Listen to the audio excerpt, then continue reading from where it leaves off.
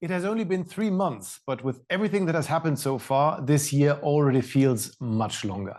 Investors haven't been given lots of time to adjust their portfolios, but the narrative has changed dramatically from where we started at the end of 2024. The obvious consensus trade was long the US and short everything else, but some signs of a slowdown have emerged in the US, while on the other hand, Europe has shown signs of life based on some unexpected but significant fiscal stimulus, in particular from Germany.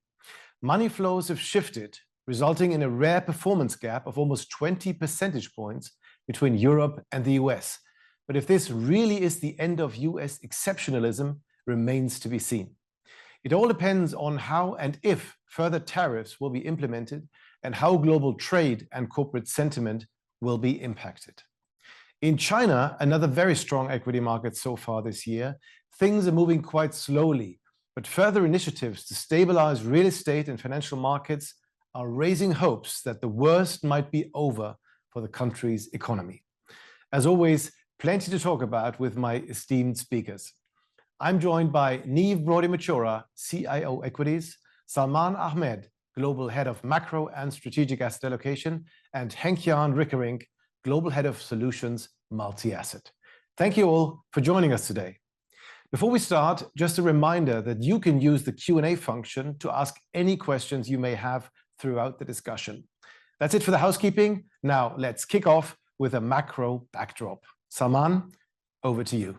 Let's start with the US. So we have been increasing our probabilities since the start of the year on two scenarios, namely cyclical recession and stagflation. So early February, we increased our stagflation probabilities, and then early March, we followed up by increasing our cyclical recession probabilities in the US as well. And the basis behind, or the drivers behind that, is this tariff policy, especially with both the uncertainty around the implementation, one day in, one day out. We think that can start to produce a significant drag on both the business and the consumer side of the economy. And we are already seeing that in the soft data, whereby there's a lot of pressure now visible both on the business surveys and on the consumer surveys, which now hit 12-year low levels. But that said, hard data in the US is moderating, but it is still quite resilient. And we saw that with durable goods orders and also retail sales. But going through the details of those hard data, we are also finding that there is a lot of front running starting to happen, for example, in transportation and equipment categories, which we saw in the durable good orders. But overall, we think in the US this year is going to be a fight between cyclical recession risk if this uncertainty, which is now the new certainty in the US, continues. We have the big tariff day, or Liberation Day, as it's called, approaching quite soon on the 2nd of April. Overnight, we had 25% tariffs on automobiles, including major parts. And then, of course, the big question of tariffs on Europe need to be resolved as well. So this kind of sustained uncertainty, we think, whereby the tariff policies are used as a negotiation tactic as much as an avenue to raise fiscal revenues, we think it will play out more significantly in the months ahead. And that's why we think that the US economic backdrop has taken a significant hit as a result of these very aggressive tariff policies. And just to put a couple of numbers here, tariffs in the US so far were around 2.3% effective rate at the end of 24. They've already reached now 9% after the announcements overnight. And then if European tariffs go through, you are looking at a range of 12 to 15% effective tariff rates, which is the last tariff rate seen in the 1930s. So completely, multiple generations rollback in US international economic policy. But as I mentioned, that said, there is obviously still a lot of uncertainty around whether these will be rolled back and what will be the pressure on the Trump administration as a result of the deterioration if we may see down the line in the US economy. Now, moving on to Europe, that's where the divergence has been in play. Of course, the big fiscal shifts as a result of the security relationship reassessment between US and Europe has been a significant driver of that. We are already seeing some pickup in credit growth in Europe after a very lackluster year in 2024. The cuts by ECB are starting to help, if you will, the credit flow dynamic of the economy. And then we are seeing some initial signs of a turning point in the European economy. But that said, all this tariff uncertainty has so far not affected Europe in the same way we are seeing in US, and our trackers are clearly showing a complete rollback of US soft data, while European soft data is remaining quite resilient, and in fact is showing some kind of a boost up, as well as the big fiscal shift in Germany has come through. And then lastly, on China, that's another story which is basically from a top-down macro perspective has been quite interesting. We are seeing a complete shift in the mindset, which is ongoing, but certainly a focus on supporting consumption in China, and are moving away from expanding productive capacity, which has been obviously visible in the very low inflation rates as well. So our trackers have been actually quite stable in China, and they have not seen any kind of reversal or deterioration, even though an additional 20 percentage point tariff increase has come through from the US. And if anything, the evidence suggests that there has been a pickup in property sector dynamics in China, as you can see on the chart on your right-hand side, which basically, again, paints a picture of geographical divergence happening in the economic and macro environment as a result of obviously the shifts going on predominantly in the US, but obviously certainly in Europe and increasingly in China as well. So all in all, a story of macro divergence and our views on US, which have deteriorated quite significantly since early February as the new uncertainties remain in place going forward. With that, let me hand over the floor back to Carsten. Thank you. Salman, thank you very much for your summary and the macro backdrop. And one follow-up question regarding your scenarios. Now, if you account like cyclical recession and stagflation scenarios, these are 90% right now. This is both not very good outcomes altogether. So even though we had a correction in the US market, it doesn't seem like this is fully adequately reflected yet. And the second question would be, how would that then impact Europe if we had this serious slowdown or even cyclical recession in the US? I mean, that would reflect on Europe as well, wouldn't it? Sure. So definitely, I think to your point, I think this is something what we are saying is that is going to build over time. And in the current uncertainty, and there is no indication right now that this is going to go away. We have seen over the last 2-3 days a complete flip-flop again from the Trump administration.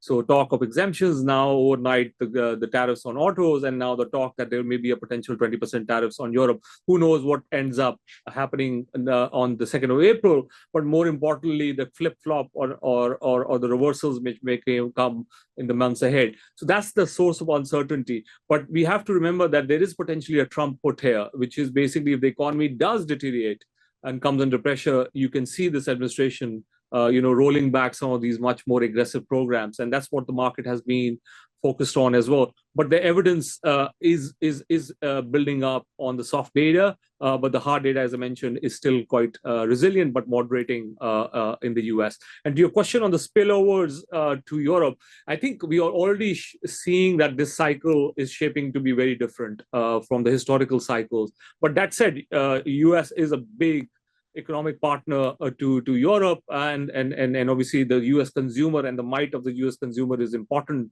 for the global economy. But we do think that the European fiscal pivots are real, they are sustainable. And B, you're also seeing the ECB cutting rates, which may not happen in the US given the inflationary implications of the tariff program, and which may hold the Fed back. So there are, quite a strong divergences happening in the various regions right now. Salman, one other question on China. First of all, would you say that the tariff regime is now a little bit softer towards China, so that could help the Chinese economy? And secondly, do you think that the Chinese government and the leaders are finding the right recipe, the right stimulus measures to really stabilize the economy over time? Is that a sentiment that we can feel right now? So I wouldn't characterize that these tariff programs have been, I think, easy on China. We've already seen 20 percentage point increase in tariffs on China from the US. So the effective rate has gone from 10 to 30 in the matter of a few months. And there is no indication that that will be reversed anytime soon. But what is different is the Chinese authorities were ready. And they were focused on it since September. And then we saw a fiscal plan started to get into shape, and then the focus shifting towards consumption. And then, of course, the AI breakthroughs, which have been happening, and the EV breakthroughs, for example, on the renewable technology side of things. So those have been much more important to offset this tariff risk or tariff implementation from the US side of things. China is really, I think, understanding that they have to start consuming if they really want to become less dependent from the US. Thank you very much, Salman. Niamh, if I can come to you and talk about the US to start with.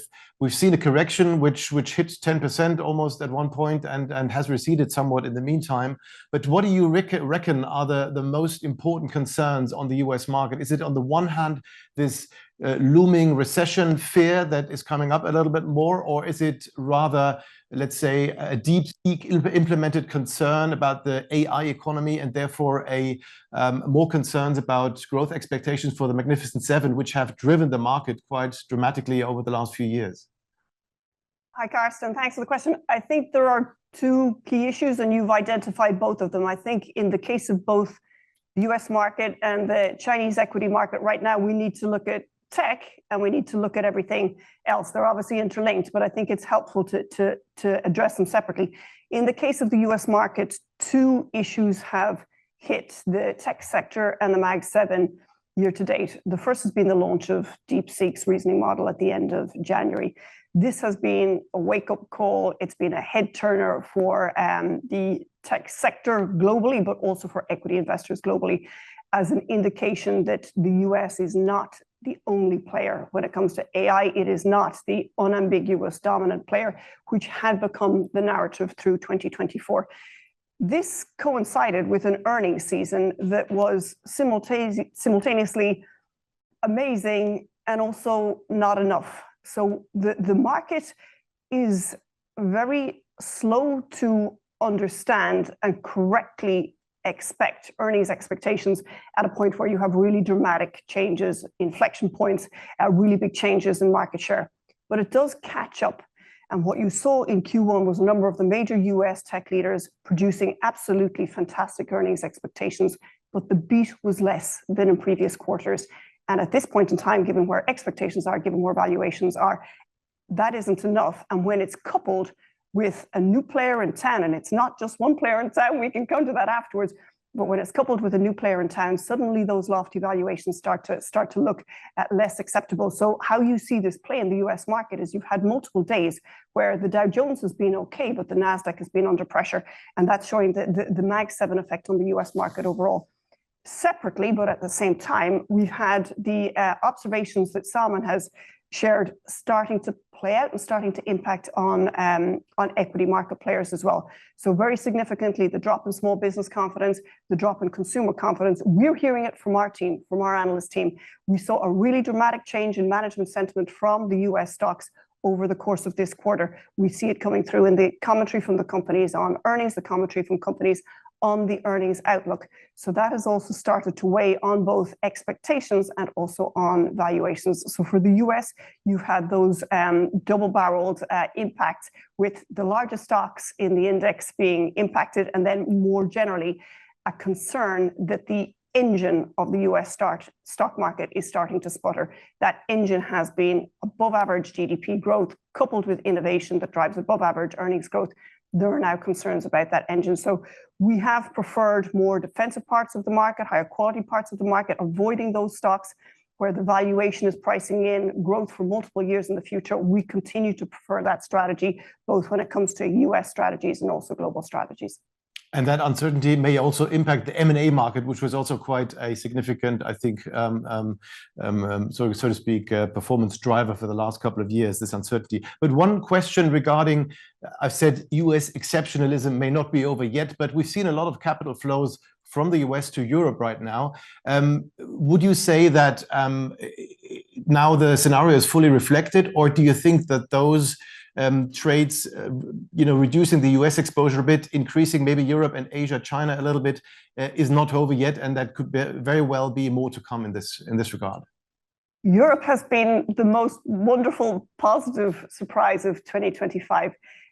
In conversations with many of our investors on the team, they have been looking for many years for amazing companies with great global exposure that are best in class, that are based in Europe, understanding that they were operating in an environment that was only okay.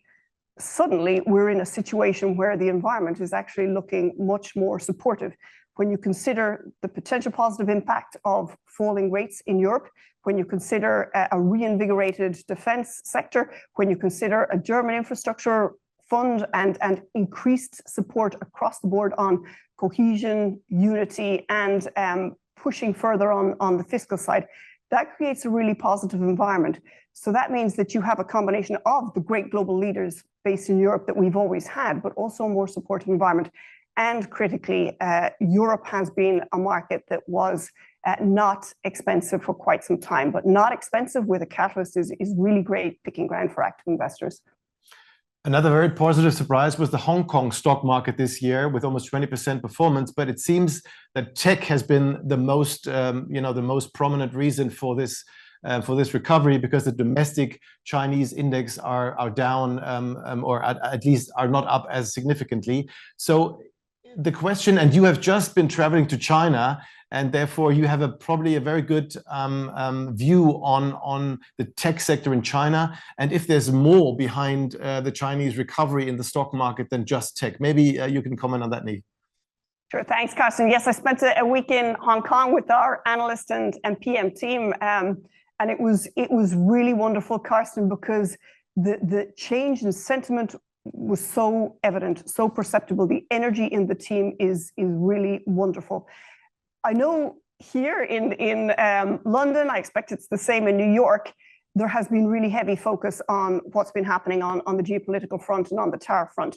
But what's been happening on the ground in China, and particularly in the tech sector, has been dramatic. So if we start with the reasoning model that was produced by DeepSeek at the end of January, that was, as I said before, the head turner.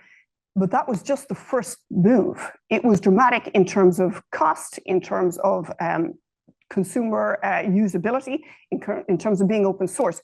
But it was followed in the middle of February by a meeting between Xi and the main leaders of the tech sector in China. That is very significant because the Chinese tech leaders have been out in the cold, and there has been a concern from global investors about the risk premium that they need to apply to these stocks if there is a disconnect or some tension between the tech leaders and the political establishment in China.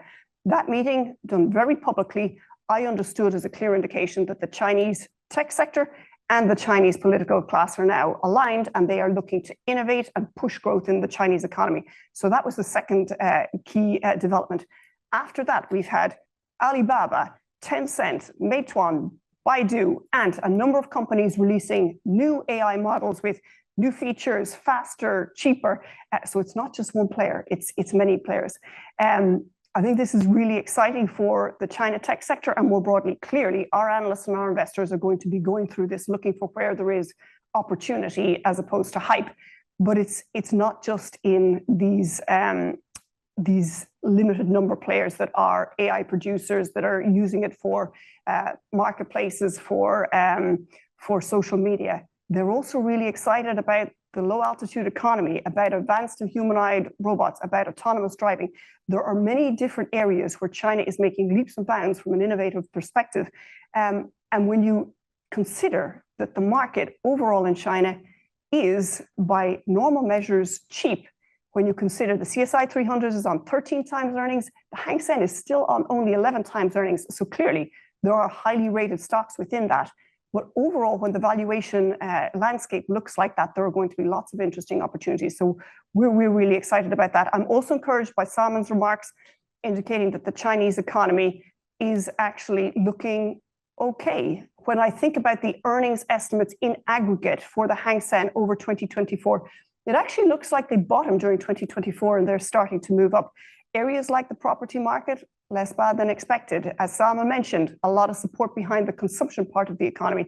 So I think you have a number of different catalysts in place in a market that is not expensive. So from my perspective, this absolutely has to be on investors' radar for 2025. That sounds quite promising. Thank you very much, Niamh. Henk Jan, let me bring you in, and thank you very much for providing the multi-asset perspective today.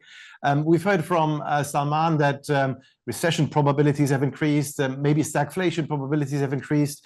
When you look at it from a multi-asset perspective, what do you think, how is the scenario reflected in the different asset classes?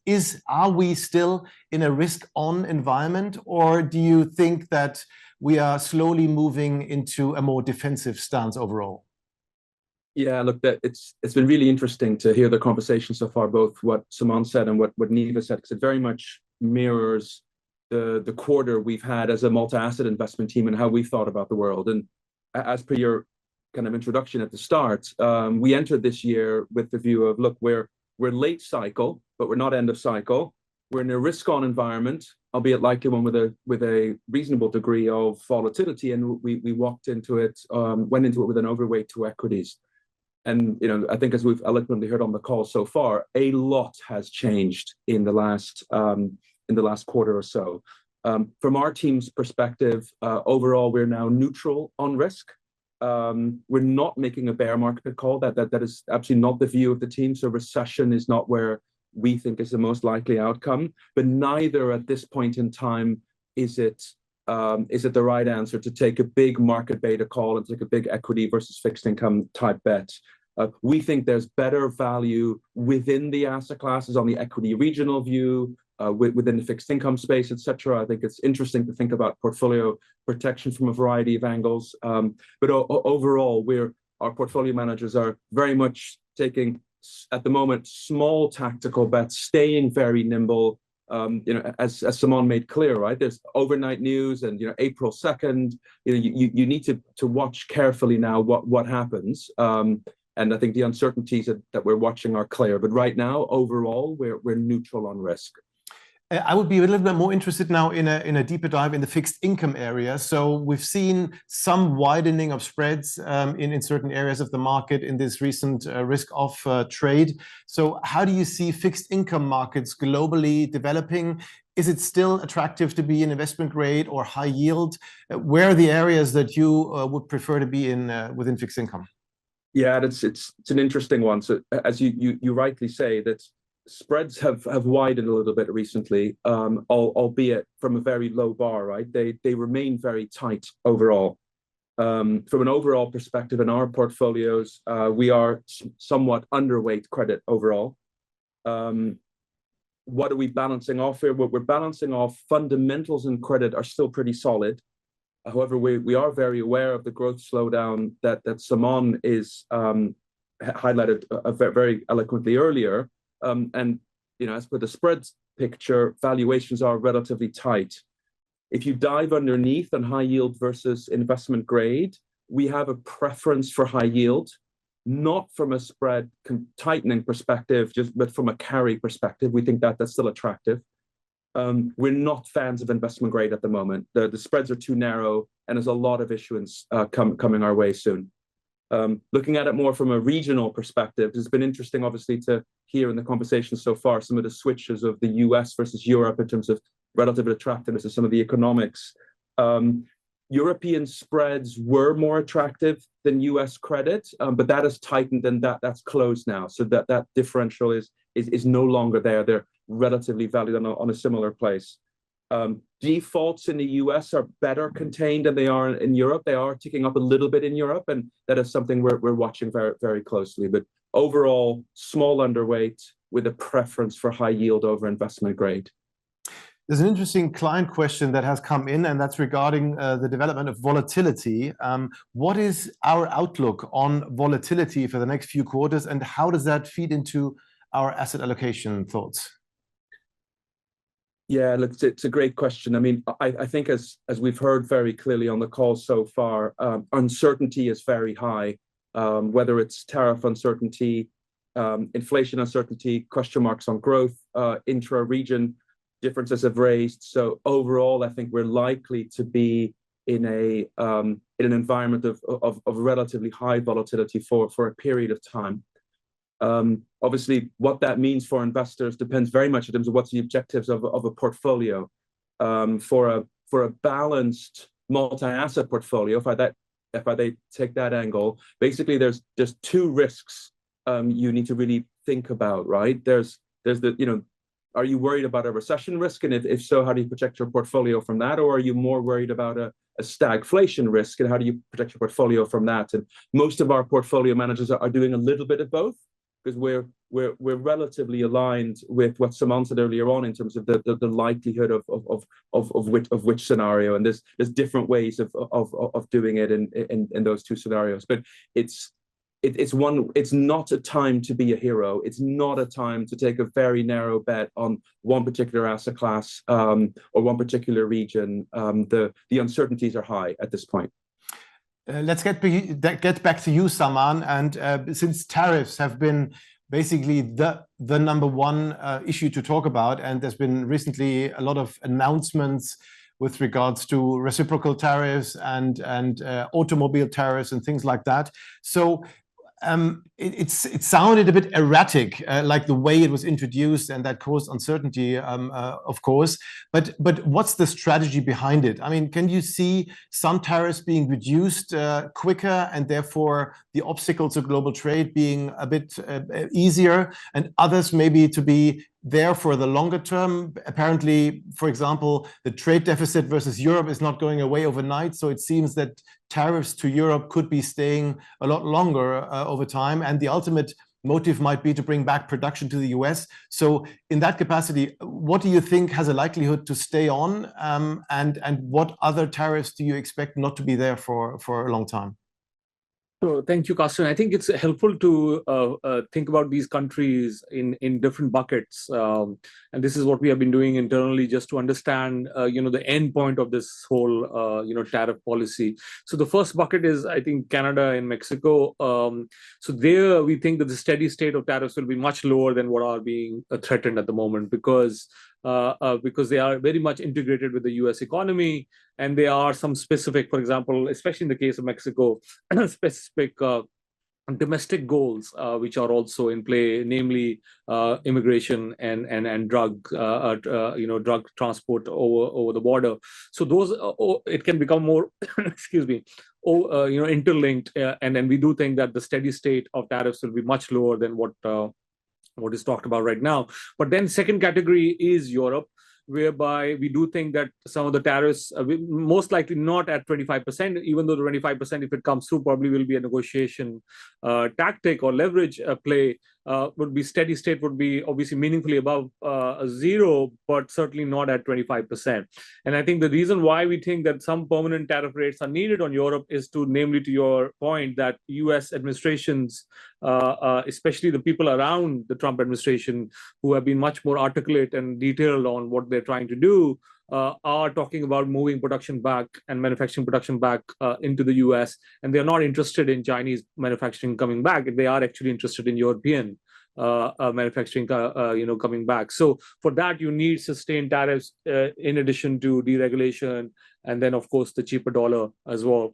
And then third category, I would say, is China and the China orbit countries, or when I say orbit, meaning supply chain countries. So that's, I think, again, there is a degree of permanence to those tariffs, given the US-China decoupling structural play, and this idea that US needs to bring production back to match its own consumption. So just one, I'll leave you with one big statistic here. So around 30% of world consumption is done by US consumers. which is basically around 3.5% of the population. Europeans consume around 12 to 14%. And then China's consumption share of world has gone from near 0 to around 9. The problem is that U.S. consumer is the only game in town. And even China and Europe included, with a population of 1.6, 1.7 billion, are not competing currently with the might of the U.S. consumer. So that, I think, wedge, if you will, because now the U.S. wants production to be matched with consumption domestically, will need to be resolved in the years ahead.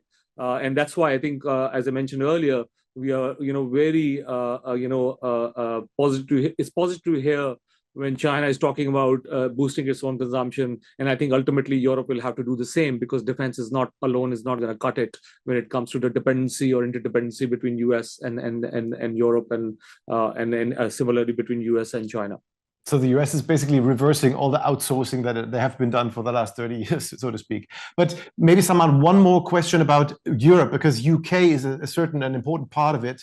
And we didn't talk about it last time, unfortunately, and unintentionally. But can you maybe give us a very short overview on how the UK economy is doing right now? And then maybe Niamh can talk about equity markets outside the traditional ones that we've just talked about.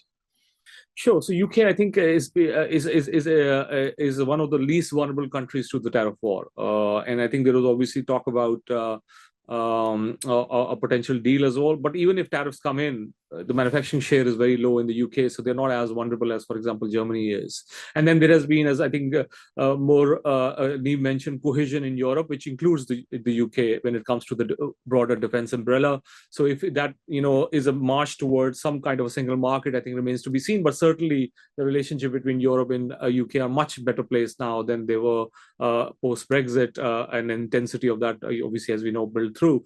But I think domestically UK economic growth is still under pressure, but at the same time Bank of England is cutting rates, and with the inflation starting to fall again, we think that the more support from interest rates will come through. But the fiscal side is obviously under pressure since Liz Truss episode. The willingness of the market to give leeway to the UK on the fiscal side has reduced, and I think that's what they are trying to navigate through. But I think from an economic perspective, what is happening vis-a-vis Europe, less vulnerability to tariff war, and then interest rate cuts from Bank of England are certainly positive news for the UK, from which can turn into not only cyclical outperformance, but also some structural uplift, given the deterioration in UK's fundamentals we have seen over the last few years.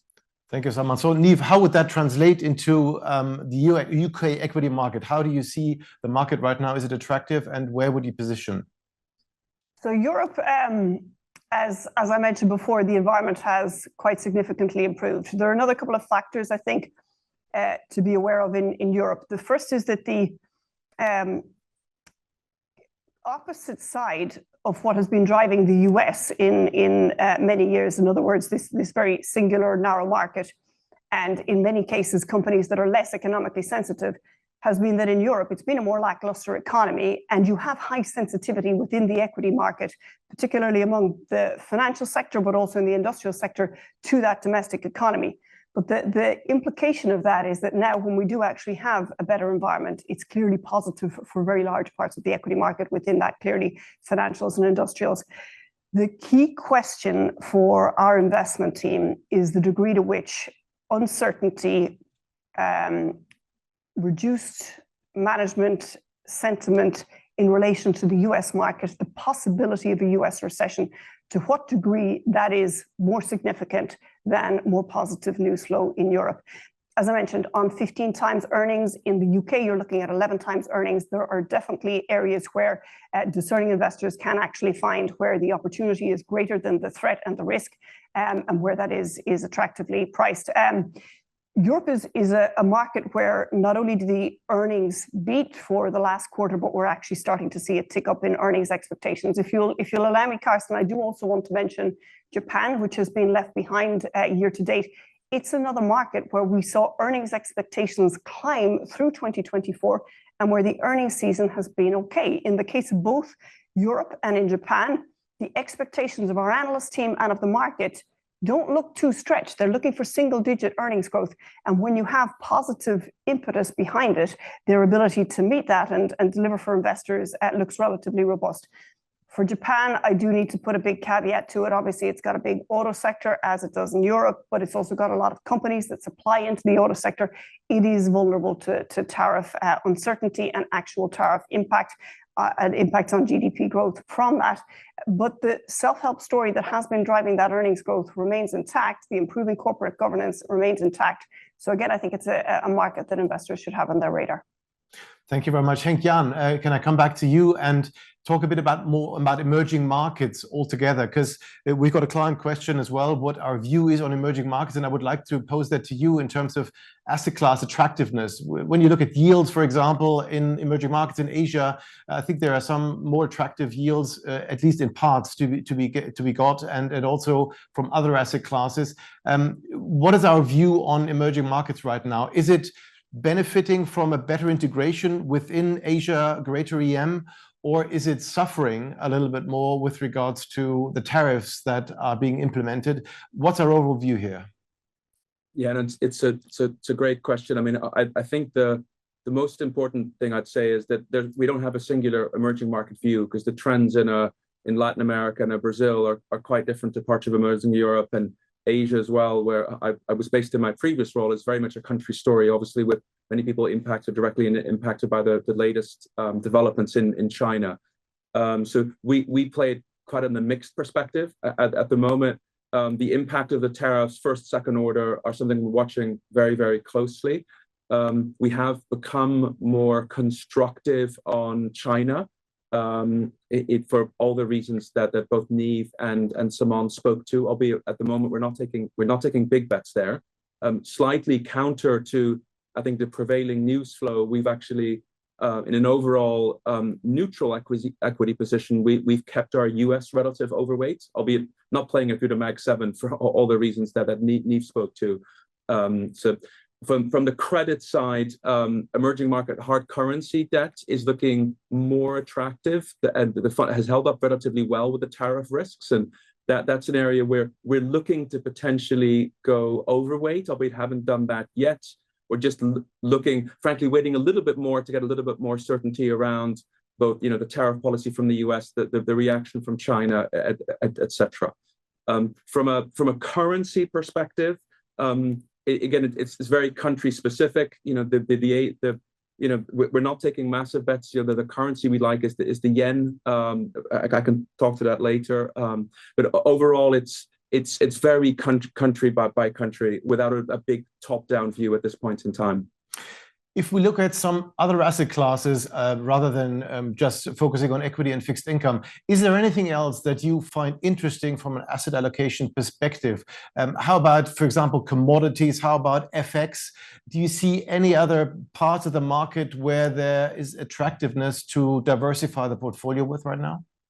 Yeah, it's a great question, and there's a few, I guess, angles to it. If I think, first of all, maybe just from linking it back to an earlier question you asked in terms of how do you protect a portfolio in these environments, and then we'll come to commodities later. We are in a world of a positive correlation between equities and bonds, so you don't get that easy portfolio protection. If you think we're going into a recession, then fixed income is a nice hedge. If you don't think we're going to a recession, then gold is a nice way to protect a portfolio. Gold has run a long way, and we're certainly not buying more here. But on the pullback, combined with a worry about recession, that's a good place to be. Equity puts would be the other way to protect a portfolio against recession risk. Coming more to the commodity space, there's a range of views across the multi-asset portfolio management team on this. It depends a little bit in terms of the nature of the portfolios they run. But there's a couple, I guess, interesting things to point out. So first of all, oil we think is relatively fair value between the $60 to $80 range where it is now. We think upside is capped because there's enough capacity out there, but downside is cushioned by, at the moment, relatively high demand. Now, if you're worried about a recession, do not spend run like the hills from oil. That's absolutely not the right place to be because demand will crater and we could get $40 to $60 oil. But if you're worried a little bit more about geopolitical risk, then this could be a decent place to have some holdings. On the industrial metal space, we structurally like copper, a little bit independent of a lot of the geopolitical and economic risks that we've discussed today. There's just a good fundamental story there. Electrification as a long-term theme continues. This is a critical ingredient, and this drives renewables, data center rollouts, EVs. So that, independent of everything that we've discussed today, we think is a good place to park some money. However, the more metal space has seen a lot of volatility due to the trends that Simon spoke to. We saw a lot of front running due to people flooding the US market because they were worried about tariffs. That's led to a bit of a short squeeze.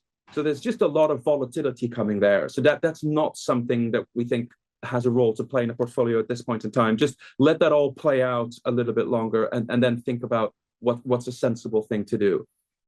And final thing I would just allocate here, just from a overall portfolio construction perspective, uncorrelated assets are really helpful at times like this as well. Whether that's the absolute return space or there's a variety of other ways of doing that, but it has a good role to play in portfolios in these environments with the uncertainty that we've got.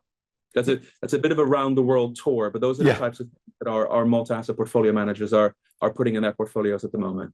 Maybe last question to you before I end up with Niamh. When you compare tactical positioning versus strategic positioning in terms of the asset allocation, how would you characterize our approach to that? Yeah, look, strategic positioning depends very much on what outcomes client wants, right? Where they want to be across the risk return spectrum. Are they looking for growth or defensiveness or natural income?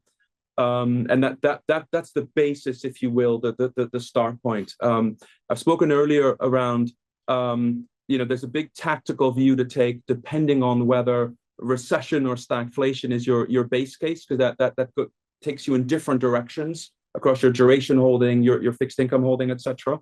But in general, as I've mentioned early on in the call, we prefer intra-asset class bets than big asset class bets at the moment. It's not the time to be a hero on massive market beta bets. Within the equity space, as I say, slightly counter to the current market chatter, we do still have a preference for the US, albeit more through mid-caps, financials, etc., rather than large cap tech.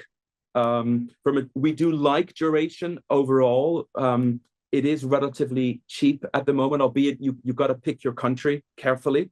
And it's gilts, that's the area we'd be more interested at the moment. Aligned to what Simon said, we think the Bank of England will be dovish, and valuation is attractive. Credit overall, we tend to be a little bit underweight, apologies, with a preference for high yield over investment grade. And from an FX perspective, it's overweight yen funded by pound and Swiss franc. That is what most of our portfolio managers are doing. We do think the Bank of Japan will continue on its normalization path, and valuation is supportive.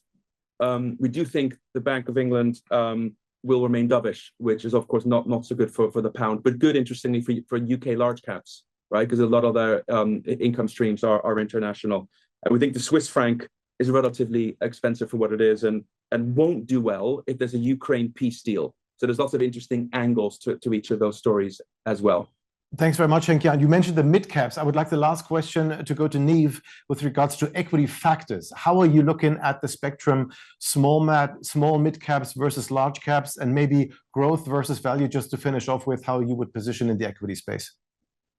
Thanks, Carsten. I would actually, the first question I would think about in this space is active or passive. I think when markets are broad, when markets are volatile, that really plays towards active. That spells opportunity for equity active investors. On the individual factors, growth and momentum do tend to come with those higher valuations, so we will be more cautious on them now. But the complication with value is when you go into deep value, then you get really exposed to that recession risk. So we'd rather play with factors like quality, income, cash flow, and diversified exposure on top. So areas like global. Well, I'm afraid that's all we have time for. Thanks a lot to our speakers for their valuable contributions, and thanks to you for joining today. A recording of this discussion and a summary will be available on your local Fidelity website over the coming days.